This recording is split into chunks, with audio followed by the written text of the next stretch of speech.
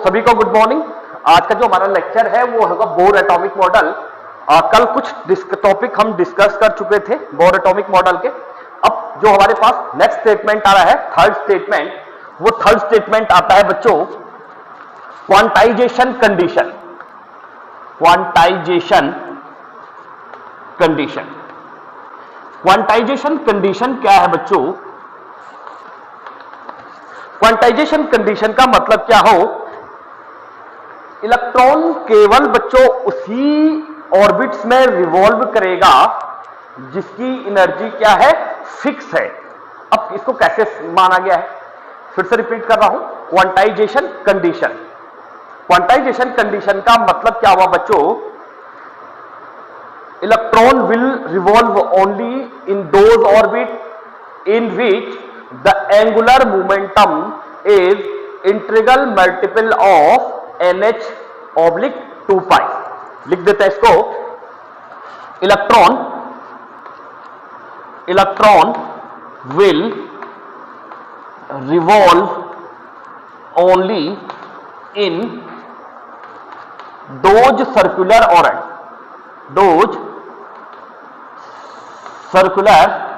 orbit in which the angular momentum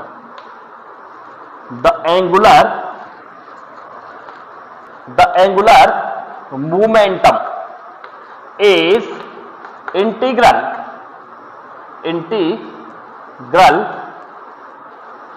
multiple of nh oblique 2 pi। ठीक है ना?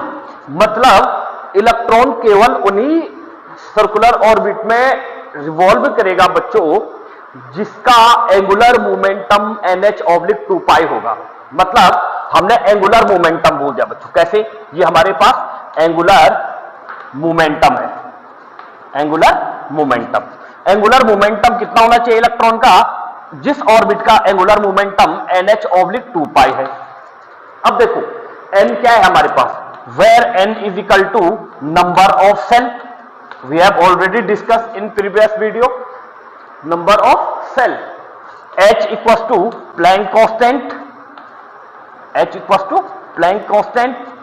Planck quantum theory use करी थी बच्चों नील्स बोर ने, तो वहां से उसने h प्लांक कांस्टेंट या प्लांक ने एक कांस्टेंट डेरिवेट किया था जिसकी वैल्यू होती है बच्चों 6.67 into 10 to power. Angular momentum क्या है? एंगुलर मोमेंटम है बच्चों, देखो सपोज ये हमारे पास न्यूक्लियस है, suppose this is nucleus and this is orbit. ये हमारे पास क्या है? ऑर्बिट है।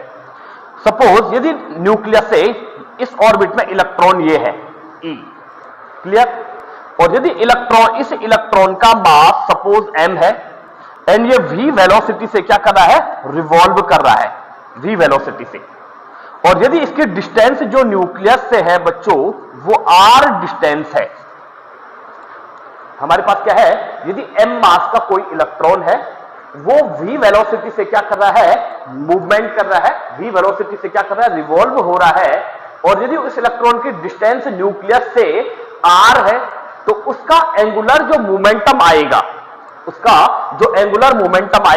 वो आएगा बच्चों आपके पास में mvr। This is the angular momentum. तो यहां पे लिख सकते हम angular momentum of electron. Angular momentum, एक लीनियर मोमेंटम हुआ, एक एंगुलर मोमेंटम हुआ। तो angular momentum of equals to क्या हो जाएगा हमारे पास? mvr हो जाएगा। या आप mvr को एक तरीके से ये भी समझ सकते हैं कि इलेक्ट्रॉन कोई m मास का इलेक्ट्रॉन है और यदि वो एक सेकेंड में with in A 1 second, suppose the m मास का इलेक्ट्रॉन है, वो विद इन ए 1 सेकेंड जितने एंगल से क्या हो रहा है? रिवॉल्व कर रहा है। जितने एंगल, एक विद इन ए 1 सेकेंड जितने एंगल से वो क्या करेगा? वो करेगा, उसको क्या बोल देंगे हम? एंगुलर मोमेंटम बोल देंगे। तो आप कैसे भी समझो इसको, v वेलोसिटी f की, ठीक है ना? ये आपको एंगुलर मोमेंटम की फीलिंग आ गई होगी, आप लेटर ऑन फिजिक्स में पढ़ेंगे। तुम्हारे पास क्या हो गया? Angular momentum equals to mvr, clear? और ये क्या बोल रहा है? एंगुलर मोमेंटम जो है वो इंटीग्रल मल्टीपल ऑफ, देखो nh ऑब्लिक 2 पाई के होना चाहिए। तो ये बहुत इंपॉर्टेंट इक्वेशन है। कई बार क्या होता है, पूछ लेता है, जैसे आप कंपटीशन में जाओ, किसी इलेक्ट्रॉन का एंगुलर मोमेंटम क्या है, तो हमारे पास क्या जाएगा mvr divided by n equals to nh oblique 2 pi. And हमारे पास नंबर ऑफ सेल, एन की वैल्यू मैंने आपको कल बताई थी 1 2 3 up to dot dot dot so on, कुछ भी हो सकती है, या KLMNO भी हो सकता है। क्लियर? मैंने आपको बताया था ना, इफ n इक्वल टू 1 है देन हमारे पास क्या आएगा, K आएगा। If n is equal to 2 है हमारे पास क्या आएगा, L आएगा। If n is equal to 3 है हमारे पास क्या आएगा, M आएगा। तो ये हमारे पास क्या है, सेल है। मैंने आपको सेल, सब सेल का कॉन्सेप्ट दिया था, फील दिया था, ऑर्बिटल का फील दिया था। तो ये वो वाला कॉन्सेप्ट है। क्लियर? और बच्चों यही क्वांटाइजेशन कंडीशन है। कई बार क्वेश्चन ये भी पूछता है, what is the quantization condition of Bohr model. Quantization condition of Bohr model, quantization condition of Bohr model. ये क्वांटाइजेशन कंडीशन है बोहर मॉडल्स की। क्लियर? इसको नोट करो, ये क्वेश्चन बहुत इंपॉर्टेंट होने वाली है। आगे हम ये कैलकुलेट करेंगे by using this equation, radius of nth orbit की रेडियस क्या होगी, वेलोसिटी ऑफ इलेक्ट्रॉन क्या होगी किसी पर्टिकुलर ऑर्बिट्स में या सेल में, हम काइनेटिक एनर्जी निकालेंगे, पोटेंशियल एनर्जी निकालेंगे। तो बहुत सारे कैलकुलेशन होने वाली है इस इक्वेशन को यूज करते हुए। ठीक है ना? तो नोट करो, इसको स्क्रीनशॉट ले लो। एंगुलर मोमेंटम में हमारे पास क्या होता है बच्चों, ये न्यूक्लियस हो गया, सपोज ये इसका सेल है। ठीक है ना? मैंने आपको बताया यदि इलेक्ट्रॉन की डिस्टेंस न्यूक्लियस से r डिस्टेंस है, यदि सपोज इलेक्ट्रॉन हमारे पास है, इस इलेक्ट्रॉन का मास हमारे पास क्या m है, यदि ये v वेलोसिटी से क्या कर रहा है, रिवॉल्व कर रहा है। ठीक है ना? तो जो इसका एंगुलर मोमेंटम आएगा बच्चों, इसको L से रिप्रेजेंट करते हैं एंगुलर मोमेंटम को। Angular momentum L is equal to क्या है हमारे पास, mvr आया। अब बच्चों देखो, हर समय वो क्या कर रहा है, ऐसे रिवॉल्व कर रहा है। तो यहां पे जो एंगल बन रहा है, देखो ये क्या है, एक वेक्टर क्वांटिटी है। तो हम इसको वेक्टर के फॉर्म में क्या कर सकते हैं, हम इसको रिप्रेजेंट कर सकते हैं। तो हमारे पास क्या हो जाएगा, देखो r हो जाएगा। तो हमने r लिख दिया, ये r है, इसकी जो रेडियस है वो हमने r लिख दी, r equal to r multiplied by इसका मोमेंटम है। तो मोमेंटम को हम किससे रिप्रेजेंट करते हैं, p से। दोनों के दोनों वेक्टर है, इसलिए हमने क्या कर दिया, आपने वेक्टर पढ़ लिया होगा 11th में। ठीक है ना? तो हमारे पास क्या जाएगा ये। अब आपको पता है मोमेंटम क्या होता है, मास इंटू वेलोसिटी। तो बेसिकली क्या हो जाएगा, r इंटू क्या हो जाएगा हमारे पास, m इंटू v हो जाएगा। ठीक है ना? तो p हमारे पास मोमेंटम है बच्चों। तो यदि हम इसको दो वेक्टर का वेक्टर मल्टीप्लीकेशन क्या कहलाता है, दो वेक्टर का अगर हमारे पास क्रॉस वाला क्रॉस आ गया, दो वेक्टरों का क्रॉस क्या कहलाता है, आपने देखा होगा RMV sin थीटा, ये आ गया आपके पास में। ठीक है ना? और एंगल कितने का बन रहा है यहाँ पे, देखो ये आ रहा है, सपोज ये मान के चलो, ये हमारे पास क्या है, रेडियस है, और ये v वेलोसिटी से क्या कर रहा है, रोटेट कर रहा है। तो ये वाला एंगल कितने का बना, 90 का बना। तो साइन थीटा की जगह क्या आएगा, साइन 90। और आपको पता होगा साइन 90 की वैल्यू क्या होती है, 1 होती है। तो इसलिए हमारे पास जो आएगा, हमारे पास देखो L इज इक्वल टू क्या जाएगा, mvr आ जाएगा। क्लियर? तो ये हमारे पास क्या था, उसका एंगुलर मोमेंटम का फील था आप लोगों को। फोर्थ स्टेटमेंट, कमेंट नंबर 4 डालेंगे, वाइल रिवॉल्विंग। ठीक है ना? हम क्या फोर्थ स्टेटमेंट डाल देंगे, वाइल रिवॉल्विंग इलेक्ट्रॉन। ठीक है? While revolving a force, A electrostatic force, electrostatic force, जिसको हम ब्रैकेट में Fe नाम से लिख देते हैं, Fe है ये, Fe electrostatic force act between electron and nucleus. मैंने आपको कल बताया था कि एक opposite charge attraction, suppose this is a nucleus, suppose this is electron, electron contain negative charge, nucleus contain positive charge due to presence of proton. Clear? And now the electrostatic force act between electron and nucleus, clear, which is represented by Fe. E means electrostatic, F means force. तो ये Fe कितना हो रहा है बच्चों, तो थोड़ा सा यहां पे एक फील के लिए हम ले लेते हैं। जब भी दो चार्ज की बात आती है, देखो ये चार्ज किसका है, न्यूक्लियस का है। This charge is by the nucleus, this is charge of electron. तो हमारे पास दो चार्ज हो गए। तो बच्चों एक लॉ आता है, फिजिक्स में पढ़ेंगे आप 12th में, कूलॉम्स लॉ आता है। तो कूलॉम्स लॉ क्या है बच्चों, मैं आपको बता देता हूं। Force, electrostatic force equal to होता है 1/4 pi epsilon into Q1 Q2 upon R square. ये किसका लॉ है, ये आपके पास में आता है Coulomb's law. Coulomb's law 12th में पढ़ेंगे आप, कूलॉम्स लॉ। क्लियर? ये दो अपोजिट चार्ज जिनका मैग्नीट्यूड सेम हो, दो अपोजिट चार्ज जिनका मैग्नीट्यूड सेम हो, मतलब सेम चार्ज होंगे लेकिन अपोजिट होंगे, ऐसी चार्ज की बात कर रहे हैं Q1 और Q2 की। देखो सेम चार्ज होता है, जितना प्रोटॉन पे होता है उतना इलेक्ट्रॉन पे भी होता है, ठीक है ना। अब कंडीशन क्या है बच्चों कि भाई अपोजिट है लेकिन सेम है, तो हम सपोज इलेक्ट्रॉन के चार्ज को मान लेते हैं, यहां पे कर लो let us the charge of electron, the charge of electron E and the charge of, simple कर दो, चार्ज ऑफ न्यूक्लियस। न्यूक्लियस के चार्ज कितना लेते हैं हम, सपोज बच्चों हम Ze कर देते हैं, क्यों? क्योंकि किसी एटम के न्यूक्लियस में जितने नंबर ऑफ प्रोटॉन होंगे वही उसका क्या कहलाएगा, एटॉमिक नंबर कहलाएगा, और एटॉमिक नंबर को किससे रिप्रेजेंट करते हैं, Z से। इसलिए हमने क्या बोल दिया, चार्ज ऑफ न्यूक्लियस को हमने Ze से रिप्रेजेंट कर दिया है, ठीक है ना भाई। सिंपल चार्ज कितना होता है, जितने प्रोटॉन अवेलेबल होंगे किसी के न्यूक्लियस में, अब प्रोटॉन अवेलेबल होंगे तो नंबर ऑफ प्रोटॉन क्या कहलाता है, एटॉमिक नंबर कहलाता है, इसलिए हमने इसको क्या बोल दिया, Ze। तो इलेक्ट्रॉन का चार्ज हो गया हमारे पास E, न्यूक्लियस का चार्ज हो गया हमारे पास Ze। तो by using two quantity E and Ze, we can use the Coulomb's law, Fe equals to 1/4 pi epsilon into Q1 sorry Ze into E divided by R square. अब देखो ये E तो same है, तो इसलिए हम इस E को Ze स्क्वायर कर देते हैं, क्योंकि E और E तो सेम है, तो E स्क्वायर हो जाएगा, तो ये क्या हो जाएगा, Ze स्क्वायर। अब बच्चों ये Z देखो, where Z is equal to atomic number E square, charge of proton, E क्या है, इलेक्ट्रॉन चार्ज हो गया। तो आप चाहे तो आप ऐसे भी कर सकते हैं, Ze इंटू E और Ze स्क्वायर भी कर सकते हैं आप। यहां पे एक वर्ड आपको पता चल गया होगा बेटा, यहां पे एक वर्ड आ रहा है E0, ये ठीक है ना, इसको बोलता है बच्चों एप्सिलॉन बोलते हैं, इसको क्या बोलता है, इसको एप्सिलॉन। एप्सिलॉन जिसकी वैल्यू होती है, जिसको बोलते हैं, ये एप्सिलॉन क्या रिप्रेजेंट करता है, परमिटिविटी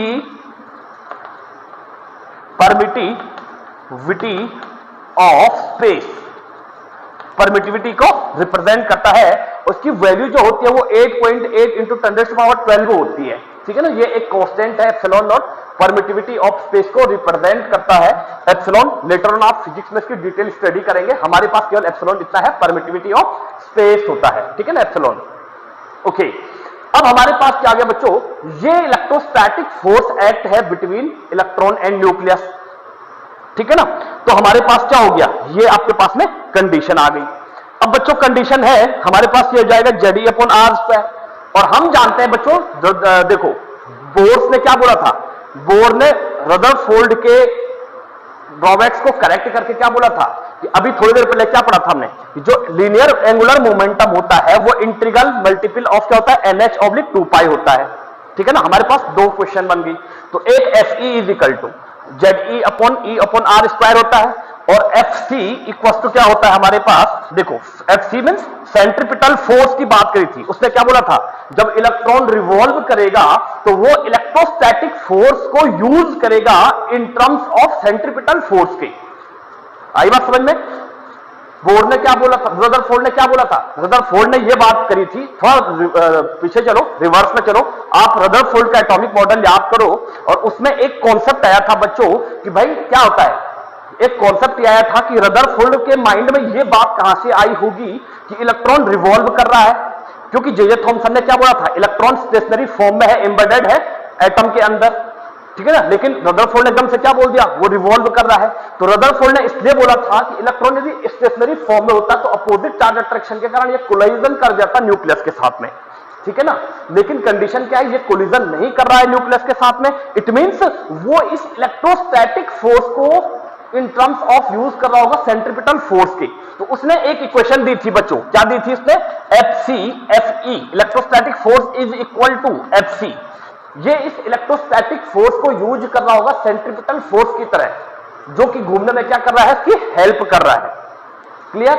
तो यहां से हमारे पास क्या हो गया, Fc is equal to Fe, मतलब हम बोल सकते हैं centripetal force equal to electrostatic force. ये किसने बोला था, रदरफोर्ड ने ड्राइव कर दिया था। तो हमारे पास Fc की वैल्यू क्या आई, देखो Fc की वैल्यू आई बच्चों हमारे पास, फोर्स ऑफ सेंट्रीपिटल फोर्स हमारे पास आया mv² डिवाइडेड बाई r। ये हमारे पास आया सेंट्रीपिटल फोर्स। यदि कोई इलेक्ट्रॉन, ये सपोज ये इलेक्ट्रॉन है, यदि इलेक्ट्रॉन v वेलोसिटी के साथ रोटेट कर रहा है, m उसका मास है, तो बेसिकली जो उसका क्या हो जाएगा, सेंट्रीपिटल फोर्स होगा वो कितना होगा, mv²/r होगा। ठीक है ना, तो हमने क्या बोल दिया, FC इक्वल टू FE बोल दिया। अब देखो इसको आगे ड्राइव करते हैं, FC की वैल्यू कितनी आई, mv²/r, we have already discuss in previous video. And FE कितना है हमारे पास, 1/4πε into ZE² divided by R square. ठीक है ना, तो ये हमारे पास एक नई इक्वेशन डेरिवेट होके आई कि भाई क्या आया, mv²/r इक्वल टू 1/4πε0 ZE²/r²। तो ये हमारे पास क्या हो गई, नई थ्योरम दी उसने ये। तो this is also very important topic और कॉन्सेप्ट और postulate by the Niels Bohr. चलो स्टार्ट करते हैं, कैलकुलेशन करते start, radius of nth orbit का क्या होगा। तो बच्चों हमें पता है, हम दो इक्वेशन को यूज करेंगे। फर्स्ट इक्वेशन देखो, mvr इक्वल टू nh/2π, इसको इक्वेशन फर्स्ट डाल दो। दूसरा हमने क्या निकाला था बच्चों, दूसरी इक्वेशन हमने निकाली mv²/r इक्वल टू हमारे पास क्या था, 1/4πε into ZE² divided by R²। ठीक है ना, हमने दो इक्वेशन डेरिवेट करी, इक्वेशन फर्स्ट डाल दो एंड इक्वेशन सेकंड डाल दो। ये फोर्थ पोस्टुलेट था, ये फिफ्थ पोस्टुलेट है, दोनों को हमने क्या करा, ये वाली कंडीशन क्वांटाइजेशन, इक्वेशन फर्स्ट है जो वो क्वांटाइजेशन कंडीशन है, और इक्वेशन सेकंड क्या है, जब वो क्या करता है, इलेक्ट्रोस्टैटिक फोर्स को as a centripetal force use करता है, तो वो वाला इक्वेशन है। अब हम क्या करते हैं बच्चों, देखो ऑन स्क्वायरिंग इक्वेशन फर्स्ट